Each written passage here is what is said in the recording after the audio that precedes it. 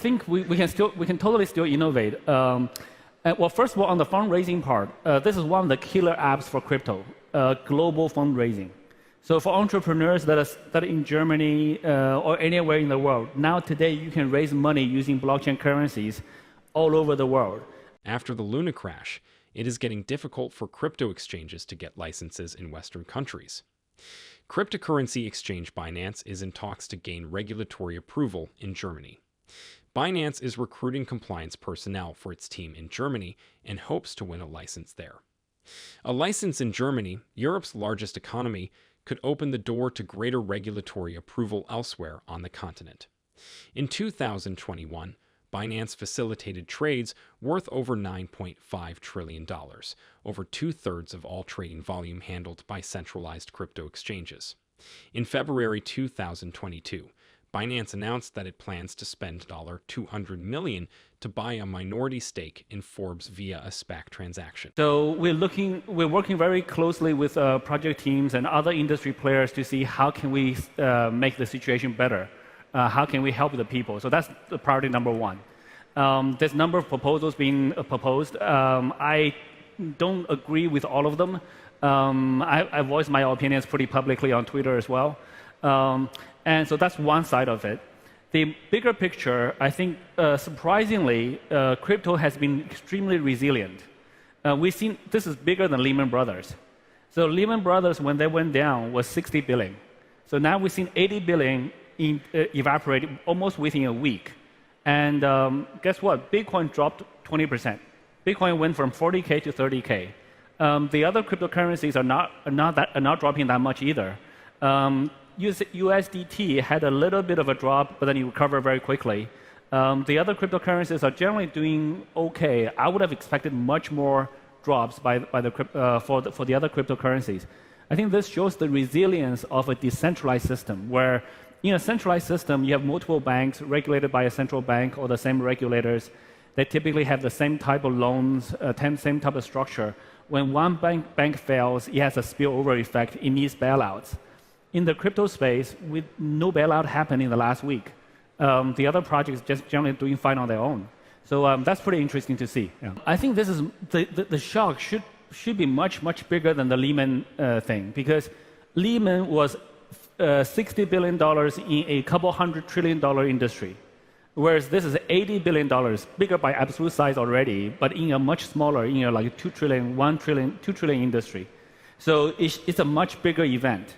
But in a decentralized world, the other projects are more independent and they're more resilient for whatever reason. Yeah, I think stablecoins, the name itself is a misnomer. Nothing's really stable in this world.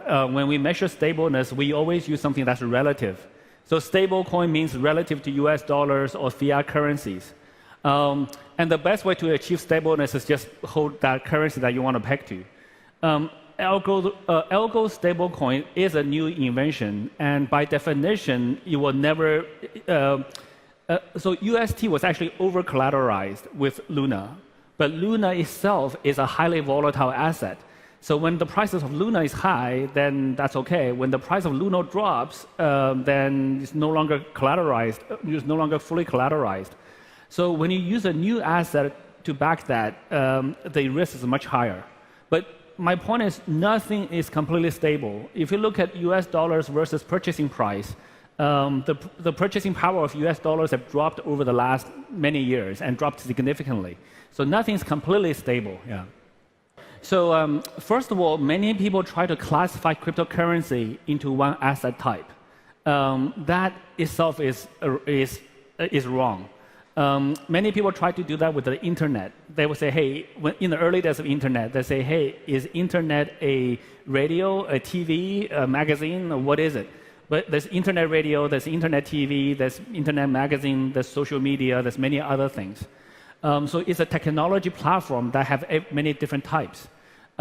Crypto blockchain, there's cryptocurrencies, there's crypto commodities, there's crypto probably securities, there's utility coins, there's NFTs, there's fan tokens, there's many other things. So that's kind of the broader category. And then we have the native cryptocurrencies, and then we have the stable coins, we have the, so we have many different things. Bitcoin itself even if we just look at Bitcoin itself, people use Bitcoin for different kind of things. Some people use it as a store of value. Some people do transact with it. Some people do, like I have friends who send me Bitcoin in a transaction, and I do the reverse. So people can transact, especially globally, cross borders. It's actually quite good. Bitcoin is also the grandfather of all cryptocurrencies. And when you learn about cryptocurrencies, you have to learn about Bitcoin. So it's kind of the global reserve currency. So that many people, different people use Bitcoin for different purposes. I would say today is not it's mainly as a entry coin, but also a global reserve for cryptocurrencies. Today, most people think of NFTs as it represents a digital art. You can buy it, and there's an auction going on. But guess what? There's many utilities for this technology. We can use NFTs for ticketing. So today, when everybody enters this event, I think we can totally still innovate. Well, first of all, on the fundraising part, this is one of the killer apps for crypto, global fundraising.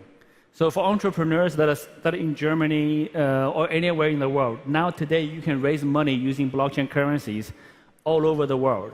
And this is much easier than going through VCs, etc. So for example, Binance raised $15 million US, 5 years ago.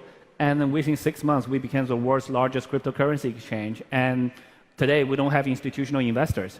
Our decision making is much faster. And we are able to invest hundreds of millions of dollars into other companies today. So I do encourage any entrepreneurs here to seriously consider blockchain fundraising.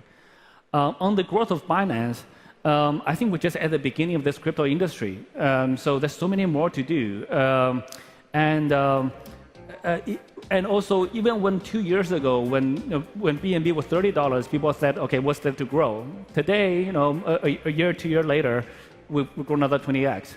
So I think as long as we continue to let our team give them freedom for them to do their work, they will continue to innovate. I think there's not that many things that keep me at night. Most things that keep you at night, you can usually address it. We have a large team. If you have those kind of worries, I kind of delegate it. But I think I spend most of my energy on dealing with shaping regulations, talking with regulators, government officials around the different parts of the world. I think that's very important for me to do, for us to do, for this industry. We are under the spotlight. We're under the microscope from every single regulator around the world. The good thing is they're all looking at us, so we have the communication channel to talk to them. So that's what I spend a lot of my time on. From the industry, though, I think regulation is a part of it. It's a very important part. But I encourage all the innovators to continue to build products people use. That's the most important part.